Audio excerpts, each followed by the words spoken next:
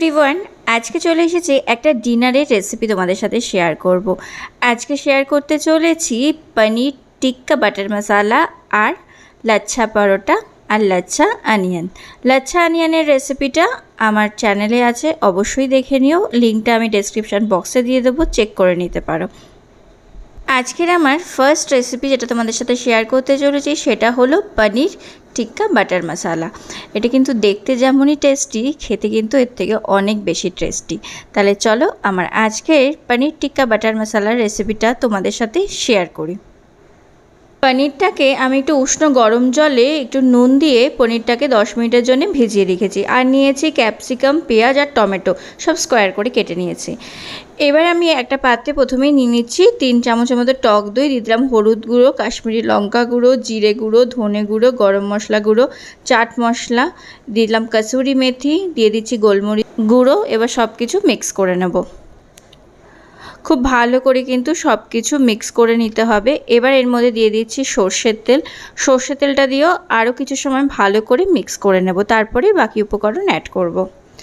এবার আমি প্রথমে ক্যাপসিকাম, পেঁয়াজ আর টমেটোটা দিয়ে দিলাম, দিয়ে সব কিছুকে প্রথমে একবার মিক্স করে নেব।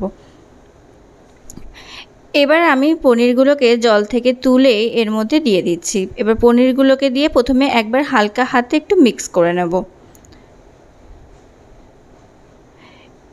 এবার আমি এর মধ্যে দিয়ে দিচ্ছি একটু লেবুর রস আর দিয়ে দেবো স্বাদ অনুসারে নুন।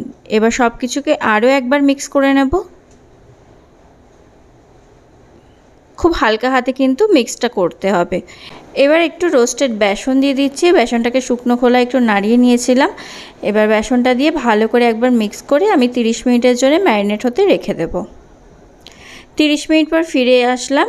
এবার আমি ফ্রাইং প্যানে সাদা তেল গরম করে মিশ্রণটা দিয়ে দিলাম। এবার হালকা হাতে একবার মিক্স করব, খুব বেশি নাড়াবে না, তাহলে কিন্তু পনিরগুলো ভেঙে যাবে। হালকা হাতে এরকম মিক্স করে 10-15 মিনিট রান্না করে নেওয়ার পর আমি পনিরগুলোকে তুলে নিচ্ছি। এবার এই একই সেম পাত্রে আমি প্রথমে দিয়ে দিচ্ছি হলো একটু তেলটা গরম হওয়ার পর দিয়ে দিলাম পেঁয়াজ, টমেটো আর কিছু কাজু বাদাম। এবার সব কিছুকে খুব ভালো করে মিক্স করব। দেখতেই পাচ্ছ মশলাগুলো কিন্তু পেঁয়াজের সাথে মিক্স হয়ে যাচ্ছে, এই জন্যই আমি কিন্তু ফ্রাইং প্যানটা পরিষ্কার করে দিইনি। এবার একটু আদা রসুন বাটা দিয়ে দিলাম, দিয়ে আরও কিছু সময় সব কিছুকে একটু ভাজা ভাজা করে নেব। এবার দিচ্ছি হলুদ গুঁড়ো, লঙ্কা গুঁড়ো, ধনে গুঁড়ো, জিরে গুঁড়ো, সামান্য একটু জল দিয়ে মশলাটাকে খুব ভালো করে কষাবো কিছু সময় ধরে। এবার একটা মিক্সিং জারে সব কিছুকে তুলে নেব। আর আমি কিন্তু ফ্রাইং প্যানটা ধুয়ে একটু জল এর মধ্যে দিয়ে ব্লেন্ড করে নেব। এদিকে ফ্রাইং প্যানটা একটু সাদা তেল এবার গরম করে যে মিশ্রণটা তৈরি করেছিলাম সেটা দিয়ে দিচ্ছি। এবার সামান্য একটু জল দিয়ে দেব। ভালো করে এবার কিছু সময় ধরে একটু এভাবে নাড়াচাড়া করতে থাকবো। যখন দেখবে গ্রেভিটা ফুটে উঠেছে তখন গ্যাসের ফ্লেমটা একদমই লো করে দিয়ে দিলাম টক দই, স্বাদ অনুসারে একটু নুন আর চিনি। ভালো করে মিক্স করে নিচ্ছি।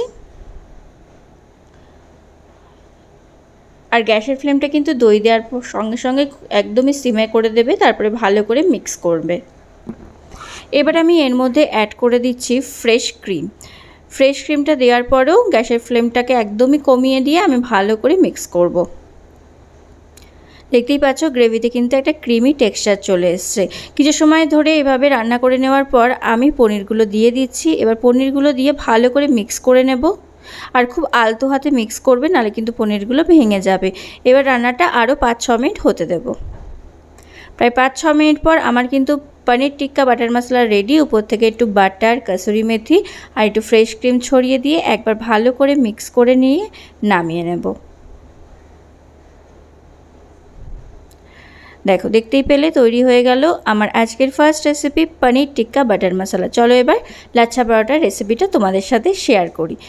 এর জন্য আমি 2 কাপের মতো ময়দাতে নুন, চিনি আর সাদা তেল দিয়ে দিলাম। দিয়ে দিচ্ছি 1 চামচের মতো সুজি।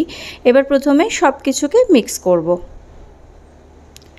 এবার এর মধ্যে আমি দুধ দিয়ে দিচ্ছি। দুধ দেওয়ার পর একটু ভালো করে মিক্স করে নিয়ে আমি এখানে উষ্ণ গরম জল অল্প অল্প করে অ্যাড করব আর একটা স্মুথ ডো তৈরি করে নেব। আমি কিন্তু একসাথে পুরো জলটা দিয়ে দিচ্ছি না, এইভাবে অল্প অল্প করে দেব আর মিক্স করতে থাকবো, নাহলে কিন্তু জল বেশি হয়ে গেলে আমার কিন্তু ময়দাটা নরম হয়ে যাবে। এই জন্য অল্প অল্প করে জল দিয়ে ভালো করে মেখে নেব। দেখো আমার কিন্তু ডোটা প্রায় রেডি হয়ে গেছে। এবার উপরে একটু তেল মাখিয়ে ঢাকা দিয়ে আধ ঘন্টা রেখে দেবো। আধ ঘন্টা পর আমি একটা লেচি কেটে নিয়েছি। এবার একটু ময়দা ছড়িয়ে প্রথমে একটা বড় রুটির মতো বেলে নিতে হবে।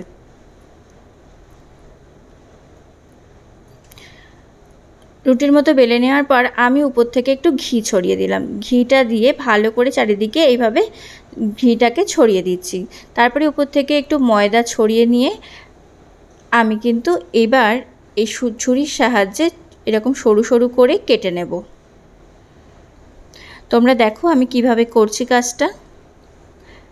আর আমার এই আজকের ডিনার রেসিপি যদি তোমাদের ভালো লাগে তো অবশ্যই রেসিপিটা লাইক করো, সকলের সাথে শেয়ার করো।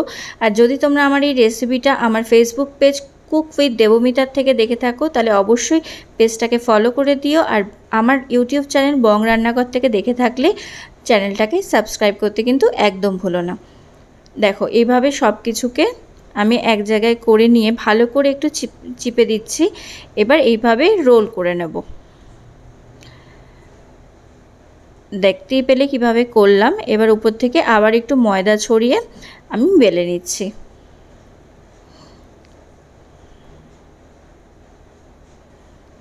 আমি এখানে লাচ্ছা পরোটাটা পুরো ময়দা দিয়ে করেছি, তোমরা চাইলে আটা আর ময়দা মিশিয়েও কিন্তু করতে পারো। এইভাবে একটু চেপে চেপে বেলে নিলাম। তারপরে আমি একটা তাওয়া গরম করে লাচ্ছা পরোটাটা দিয়ে দুদিক থেকে প্রথমে একটু লাল লাল করে সেঁকে নেব। দুদিক থেকে লাল লাল করে সেঁকে নেওয়ার পর আমি কিন্তু আজকে পরোটাটা ঘি দিয়ে ভাজবো। তোমরা চাইলে অবশ্যই কিন্তু তেল দিয়ে পরোটাটা ভেজে নিতে পারো। এবার দুদিক থেকে একদম লাল লাল করে ঘুরিয়ে ফিরিয়ে পরোটাটাকে ফ্রাই করব।